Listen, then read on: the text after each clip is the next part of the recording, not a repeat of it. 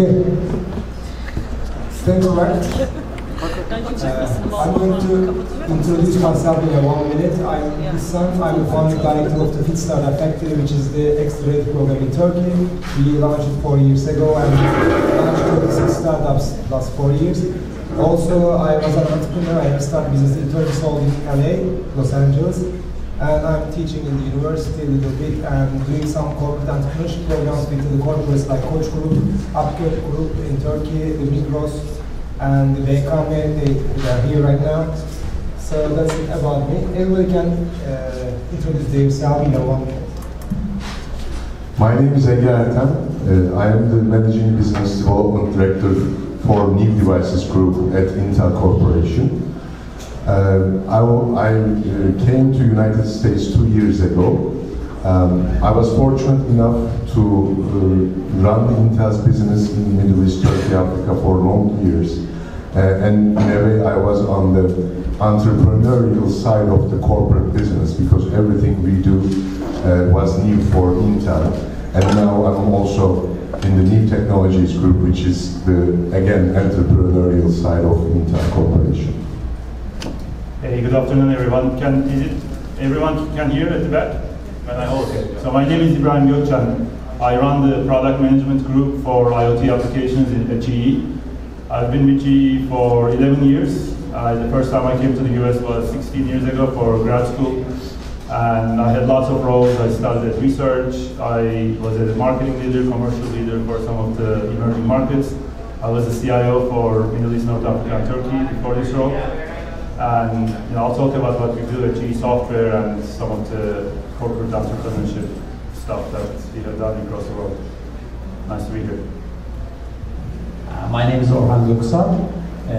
I've been here long time ago, at the beginning of 90s. We have established the Vestel Labs in Silicon Valley, one of the first attack of the Turkish industry, together with Cengiz Zulta at that time. Since then, I've been traveling here, and last 5 years we have investments in Silicon Valley, which I'm managing, and in one of them I'm actively a CEO.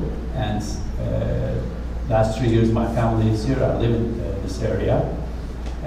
Basically, I'm a technology executive, which I run multiple companies, created billion-dollar companies, bankrupted billion-dollar companies at the same time. Work for Turkcell as a board member responsible of subsidiaries. Work for Vestel, work for banking industry, also for Doğan Media Group as a CEO of the communication group. Last 7 years I've been working for multiple companies, including health, banking, retail, internet, etc. I've been a board member in 16 companies last 7 years. Recently, I'm active in Silicon Valley and bringing companies to US and bringing companies back to Turkey, big companies, their distributorship, and helping the people in amateur way who are trying to come here and create stories like Udemy and Hazel Cast and other people which I admire a lot. I'm a little bit old guy, but I'm not old school. Great. Good to know. Yeah, so today's our subject is about the corporate entrepreneurship. Actually, I'm in this ecosystem last 10 years, so I was visiting everywhere. And when we are talking about entrepreneurship, we never see the corporate people over here. We always talk to hackers and other people, but there is no corporate slaves, we call them. And something has changed in the world last 10 years because of the innovation. Innovation, people start talking innovation, but nobody execute innovation. Nobody make money from the innovation, the big companies. Then they understood that there is one problem in the innovation, because if you have an idea, it doesn't matter. If you have a handy department, it still not work, because you can do the prototypes, but you cannot commercialize it. So what is the problem? The guys in the Silicon Valley, they can make it, or whatever it's in Istanbul, the young guys, talented guys, they can produce new products, new businesses, but the big corporates can't do it. Then they decided to change something in their life, and it had started with the GE and the Intel actually. These two companies are the biggest role models in all the world. So I'm going to start from this point. So what does it mean? Yeah, as you know the context, I know corporate entrepreneurship and entrepreneurship, both of them the same meanings. So I'm trying to start with what does the definition for your company, corporate entrepreneurship or entrepreneurship, whatever you say. And the GE, as you know, it's the lead startup methodology. They use this entrepreneur methodology inside of the company very well, and it expands all the world right now. Maybe you know the end of this year there's a lead startup conference which is running by Eric Ries. So GE doing lots of case studies, lots of things. Or we can talk about a little bit first. Sure, absolutely. So let me just stand up. So actually, we had no choice but to be an entrepreneur or a corporate entrepreneur because our customers were asking for it. We're in a high-tech industrial company. We have been around for many years.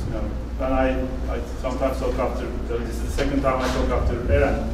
And obviously they do the exciting stuff. We are the corporate boring people, but we can talk about billions of dollars and hundreds of years.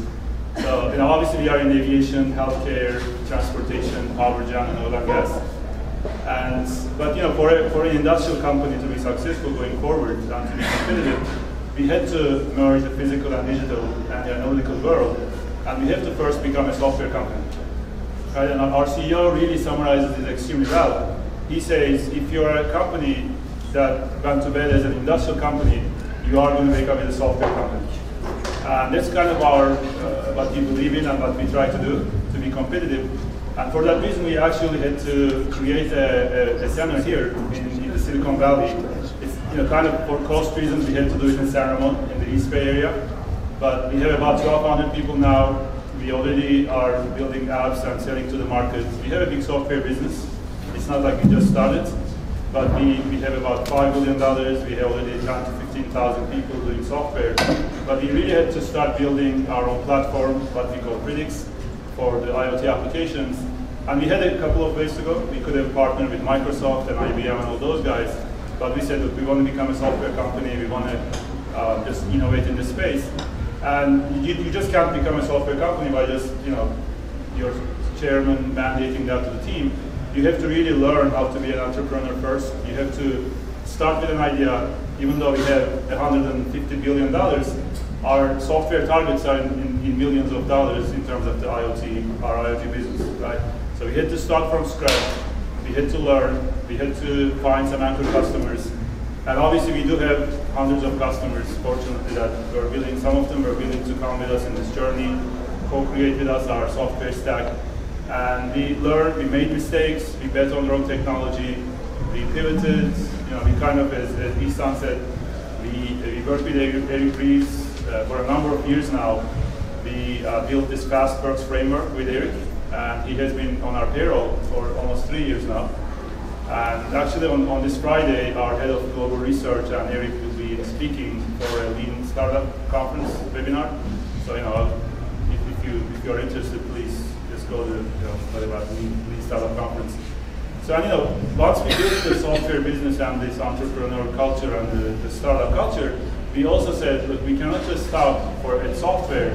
We have a lot of other businesses, and we have to really apply the same method and technology, the methodology, the same tools and processes, the same culture to the rest of our businesses. And that's when our global research comes in. We have a lot of ideas that we turned into commercial products over the past many decades. But we said, let's also start turning some of those ideas into standalone companies. Right? We said that we are going to protect those companies. They are not going to be rigorously checked by the financial rigor that we have for our businesses. We will let them grow, we will fund them. And that's what we started coming up with companies in the battery space, in the fuel cell space. So we kind of, just to sum up, I see you are kind of trying to, just to sum up, we started in software, we learned a lot from this region, we are expanding that same processes and tools to the rest of our businesses. And it wasn't a choice, it was a necessity for us to be competitive. And we do partner, we have alliances, we do invest in our venture arm. So I'd love to maybe expand more on it. Sure. So as I understand, you changed your methodology to produce products or services. That's the beginning of the entrepreneurship for you, right? Yes. Okay. Yes. So I think more briefly than him. Okay. Yeah. I think Ibrahim summarized what a corporation should do or can do to innovate very well. So let me for a moment take my Intel hat off and instead of talking the positive things, let me talk about the dark side of the things. I think by definition, corporations are designed not to innovate, and by definition, a corporation is the opposite of entrepreneurial spirit. I think this is for two main reasons. First one, the investor's expectation. If you invest in a corporation, you expect the corporation to grow slightly, not to take many risks, and to deliver a reasonable amount of return on investment. However, an investor of a startup knows that the startup most probably will fail, but he or she expects one of the investments to bring 10x, 100x return on investment. That is why, by definition, the people that work in a startup environment have to innovate constantly. So, if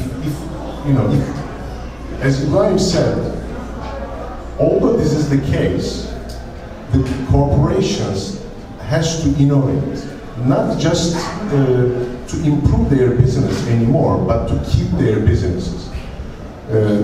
Let's take Tesla as an example. 5 years ago, if someone told that there was going to be a disruptive company in automotive industry, none of us would believe this. But everything changed. Now the venture capital is quite strong, so many startups can have great funding and threaten the core businesses of the corporations. So I had seen bad examples and good examples. So I have an idea on what corporations has to do. But if you want, I can talk about the solutions in the next round, if you may. Which is better, because we should do it short and we can do lots of talks. So I'm not going to ask you directly what's the corporate definition of entrepreneurship. I'm going to ask you what's the Vestas aim when they started this, why they tried to do it here also. At that time, in fact, we were dreaming of internet as a global thing, which is going to be everywhere. Our vision was information everywhere, every time, and we thought the TVs that we were producing was one of the most important ports to enter this environment. And at that time, there was a company called Sun Microsystems. In fact, they have been invented a lot of things, at least in concepts, and then we partnered them for the internet TV. And we built up first internet TV in the world and sold that product to UK, 1 million units. I was very excited a few weeks ago. One of the company was using that Bush TV, which was a tube type of internet TV, to demonstrate the AI technologies. So at that time, we also partnered with Microsoft. And that time there was no LCD TVs, and Microsoft offered us 3 different paths.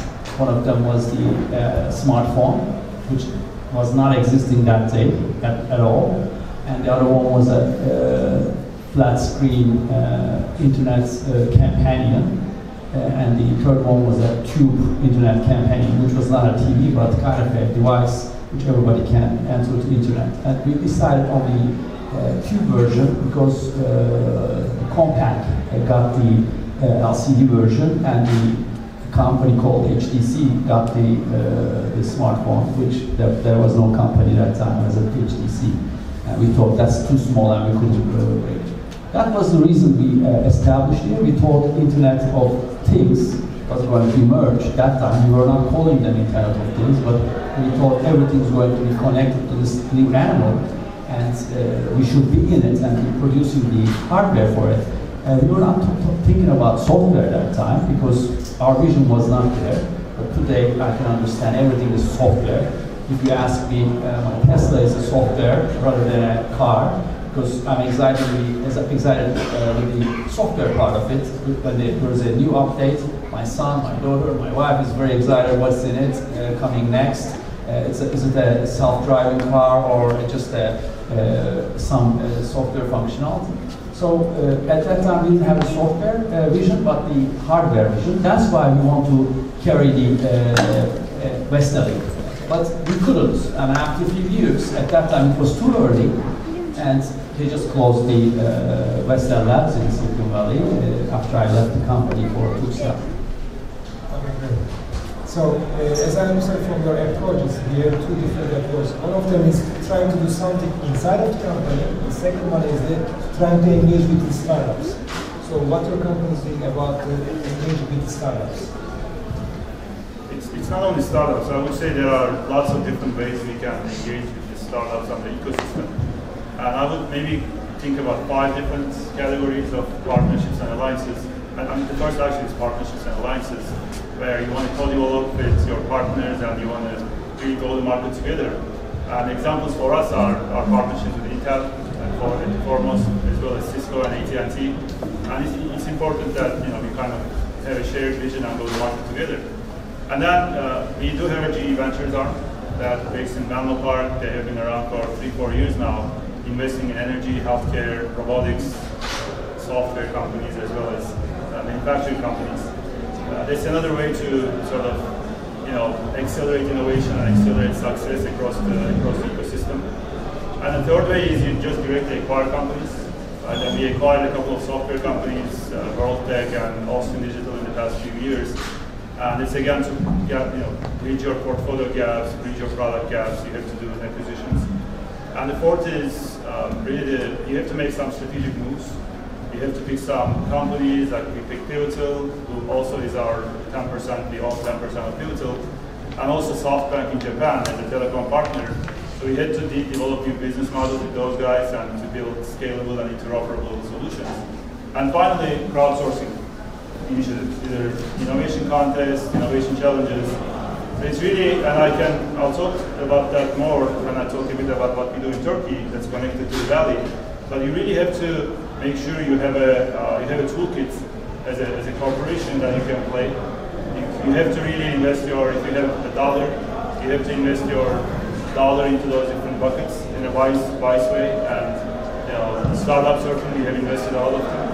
Bracket, Tetare, Mana, Prediction, Mokana, I can maybe count at least 10 of them. But they have to be, we do kind of take a venture view, but also how do we strategically incorporate them into our product roadmap management. So it's kind of a mix of initiatives. Okay. So Intel has a program or something that engage with the startups? Yeah, we have many programs. We run worldwide competitions, startup competitions. We have a very strong and I think the most active investment arm when it comes to technology, which is Intel Capital. But I want to say more than that. Intel has 150,000 companies that we work with around the globe. So when you look in the United States, you can think that Intel is only working with HP, Dell, etc. But the DNA of Intel is to work with a broad range of companies. So regardless of the size of your idea or company, you would be surprised how agile and responsive Intel is. You can attend any of our events, or you can simply drop an email to Intel Press.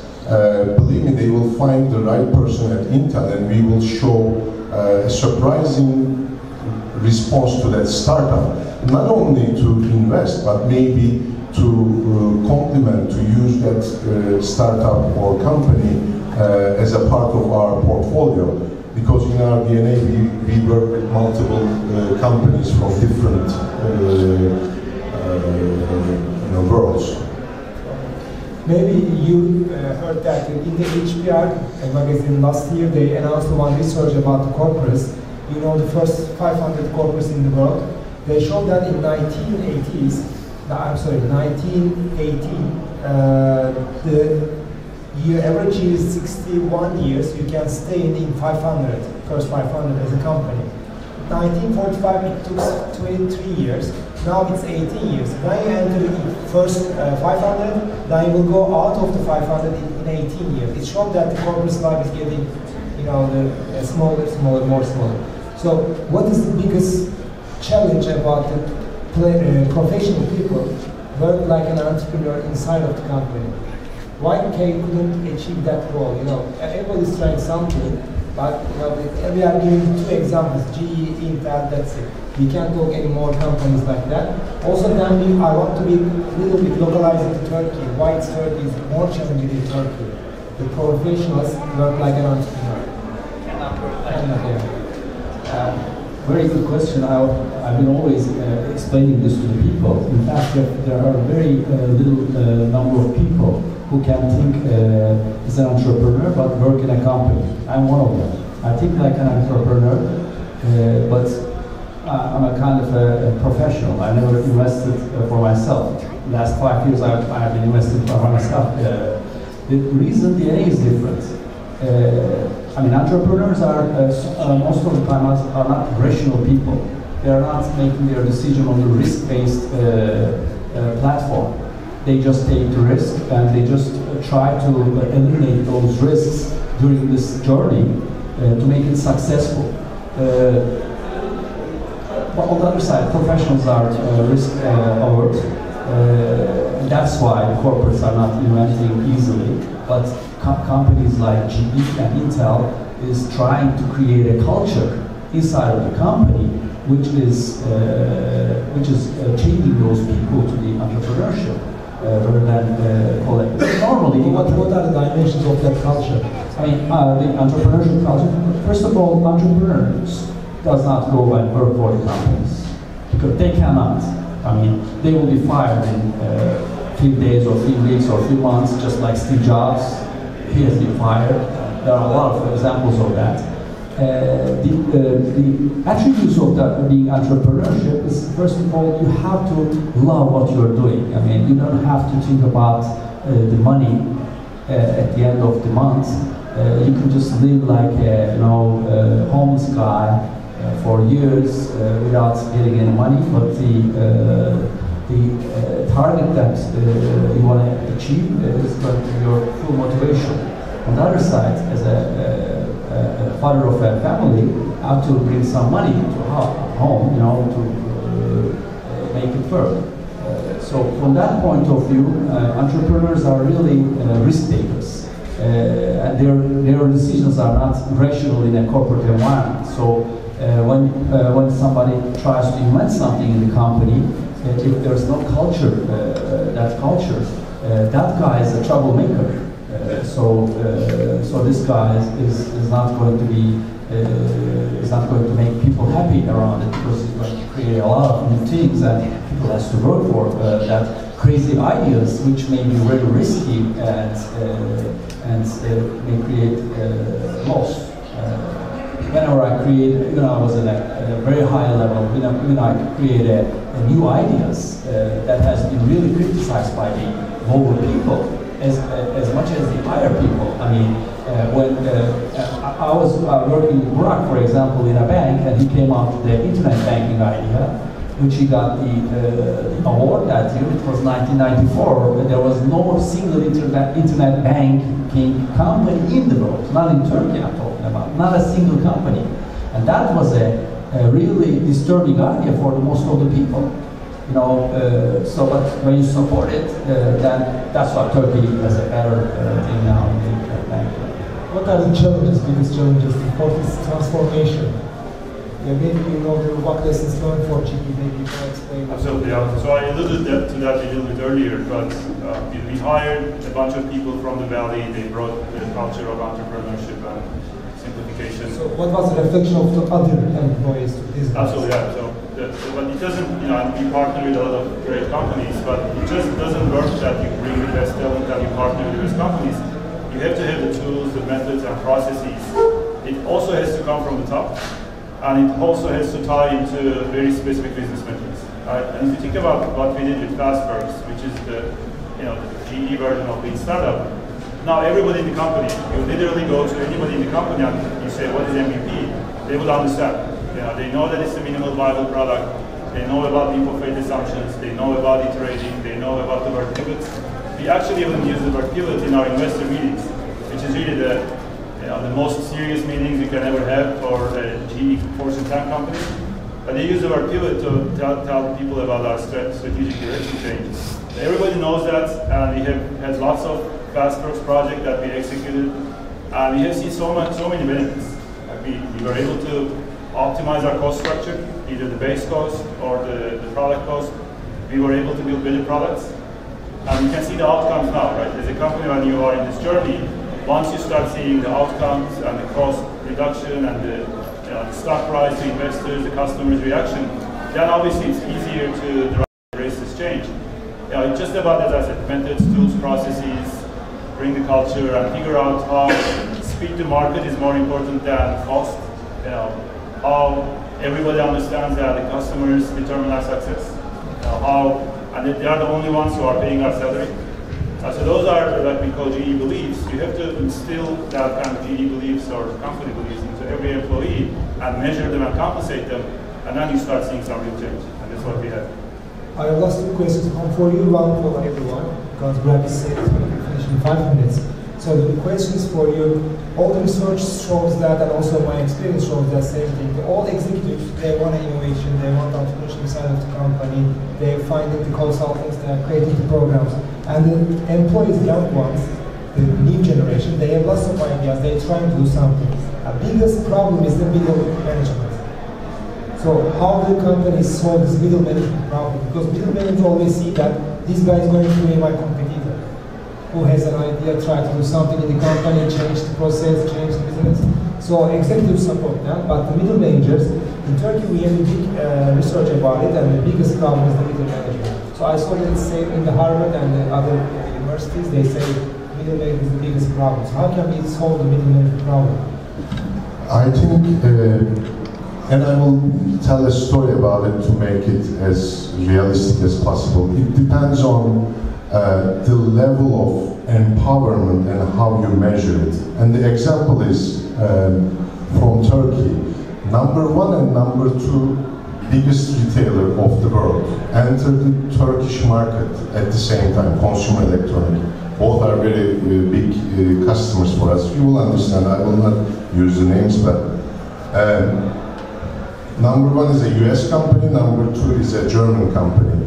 US company brought its all US tools and the latest strategies and everything that we can discuss in the best possible way. Whereas the German company came with their extremely German, extremely structured and unflexible way. So on paper, German company should lose and the US company should win. But guess what had happened? The big US company couldn't bear the losses in Turkey market after 2-3 years ago, had to leave everything and run away. Whereas the German version, and if you enter their stores, they look exactly the same, not only survives in Turkey market, but also thrives. They are very successful. And it was very simple. The purchasing decision was pushed down to store manager level in the German one. So the other one was making all the purchasing decisions centrally. So yes, the middle manager looks like the problem himself or herself, but I think it is not that person, but it is what you expect and how you measure that person. It sounds like a crazy idea to give the purchasing power to every store manager in Turkey, because those middle managers, how can you trust them? But if you measure them and control them in the right way and empower them, they do great. So Intel, I want to give a very short example from Intel. We were a memory company and we were about to bankrupt. And we became a CPU company. That was the single biggest innovation, if there is one, was this one, I believe. And Andy Grove, our legendary founder, explains it this way. He says, when I decided to be a CPU company, to make Intel a CPU company, 70% of our production was already CPU, because he empowered the middle managers. So middle managers changed the company. So he was one of the last people in the company to recognize this and to embrace it. But he was honest enough to tell this. So the answer is empowerment. That's great.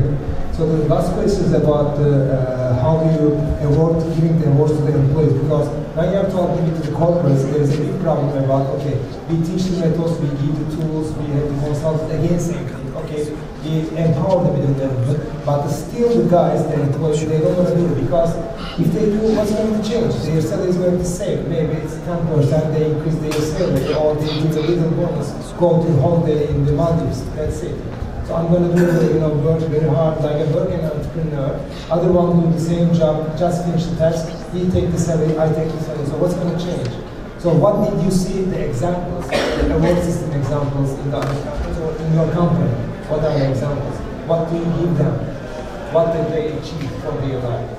In GE, just in terms of research, you do have patent awards. So whenever you file a patent, you get a certain $1,000 or something money. And then when your patent gets approved, you also get another. And then when you have 10, 50, 100, and there are some guys actually 200 patents in GE. So they have a quite commercialized. So commercialization is hard to track. It's really about you file and you kind of get the filing accepted. But also, I told this before, if all the corporations are just a set of beliefs that everybody should believe and adhere to, and that's why they are successful, right? That's why all this uncertainty, all the crisis, that's why those companies still stay. And there's a process to really instill those beliefs into every employee. And the first thing you need to do is really make sure those beliefs reflect the fact that you are an entrepreneurial company. And I'll give you some of the GE beliefs that we all kind of are measured on. And that's why you have to do those. Otherwise, your career will be limited. And some others are you have to execute under uncertainty, which means there's not always the perfect information to do your job. You have to be able to manage that uncertainty. You have to empower and inspire others. It's one of our GE beliefs. So those kind of very strong messages, and if everyone says the same thing as executive leaders, as ourselves, so our teams, or the middle management, which we call impenetrable middle, if they tell their teams and they are measured on that.